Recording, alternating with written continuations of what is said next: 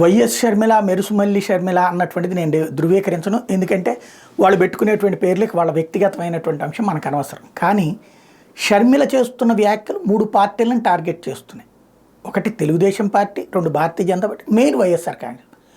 వైఎస్ఆర్ కాంగ్రెస్ పార్టీలో వైవి సుబ్బారెడ్డి, సజ్జల రామకృష్ణారెడ్డి, తర్వాత చివరికి మిథున్ రెడ్డి, ఆదిమూలపు సురేషు, ఈ ధర్మాన కృష్ణదాస్ లాంటి వాళ్ళందరూ స్పందించారు. అలాగే వివిధ వాళ్ళ సోషల్ మీడియా కూడా భారీగానే స్పందిస్తోంది. ఆవిడ విమర్శలు ఒక వైసీపీ మీదే చేస్తుందా? లేదు, భారతీయ జనతా పార్టీ మీద తీవ్రస్థాయిలో విరుచుకుపడతానే ఉంది. భారతీయ జనతా పార్టీ సైలెంట్, ఎవరు మాట్లాడట్లేదు. ఈవిడ ఖండిస్తే ఒక్క ముక్క కూడా మాట్లాడట్లేదు.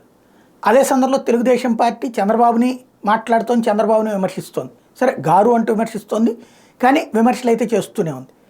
కానీ తెలుగుదేశం పార్టీ స్పందించట్లేదు. వైఎస్ఆర్ కాంగ్రెస్ పార్టీకి ఇదే కావాల్సింది. అది కావాలనే ఏం చెప్తోంది? చంద్రబాబు నాయుడు వదిలిన అస్త్రం షర్మిల చంద్రబాబుతో కుమ్మక్కై చేస్తోంది, సొంత కుటుంబానికి ద్రోహం చేస్తోంది అని చెప్తున్నారు.